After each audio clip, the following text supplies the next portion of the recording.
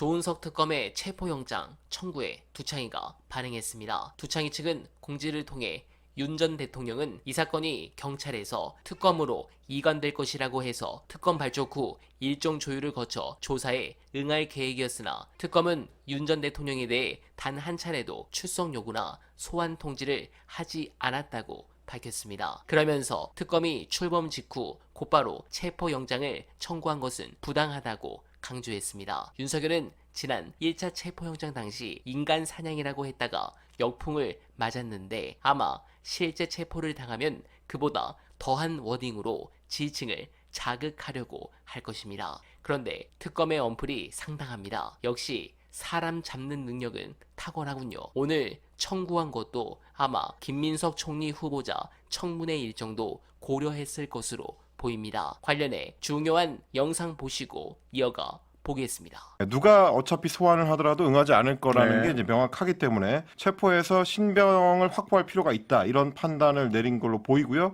일단 23일에 사건을 인계받았는데 이제 특검 같은 경우에 사건의 연속성을 고려해서 피의자 조사를 위해 일단 체포영장을 청구하게 된 것이다 이렇게 지금 언론에 밝혀놓고 있는 상황입니다. 세 개의 특검이 모두 어차피 윤석열 씨와 이제 김건희 씨를 겨냥하고 있기 때문에 속도전이 될 것이다. 뭐 그런데 이제 지금 이제 속도전 차원에서 보면 내란 특검이 가장 좀 발빠르게 그렇습니다. 움직이고 있는 거는 확인이 되는 것 같습니다. 일단 특검 보호의 임명 절차에서도 조금 빨랐고요. 그리고 이제 사무실을 얻고 이제 출범을 시키는 것도 다른 특검들에 비해서 좀 속도가 빨랐고 그렇군요. 이전에 이미 이제 김용현 전 국방부 장관에 대해서도 구속영장 그러니까 추가 기소를 하고 구속영장 발부를 요청하고 이런 과정도 이제 다른 특검들에 비해서는 좀 전격적이다. 뭐 이렇게 이제 판단을 했었는데 이번에도 한 발 빨랐다라고 판단할 수 있을 것 같습니다. 그러니까 통상적으로는 뭐 기존에 윤석열 씨나 혹은 뭐 김용현 씨 쪽에서 판단했을 때는 검찰이나 경찰 특수본에서 수사를 하는 방식은 하나하나 이제 차근차근 과정을 밟아 나가는 방식. 그러니까 이른바 이제 명분 확보를 위해서 전직 대통령이거나 뭐 전직 국방부 장관이었거나 이랬기 때문에 명분 확보 차원에서 뭐 1차, 2차, 3차 소환 통보를 하고 뭐 그 절차에 따라서 체포영장 청구를 하고 그러고 나서 구속적부심을 뭐 나중에 거치고 뭐 이런 과정들이 있었는데 내란 특검 같은 경우는 앞서 다른 수사기관이 이미 다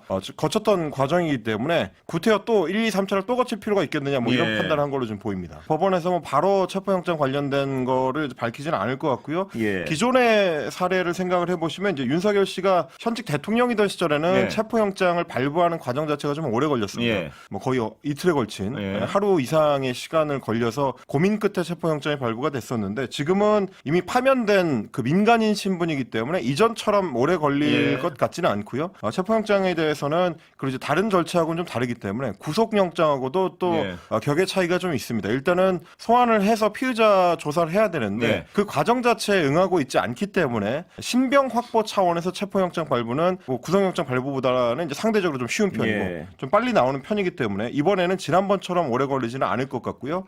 아마도 주말을 넘기기 전에 윤석열 씨에 대한 이제 신병 확보가 이루어질 가능성이 높지 않겠냐.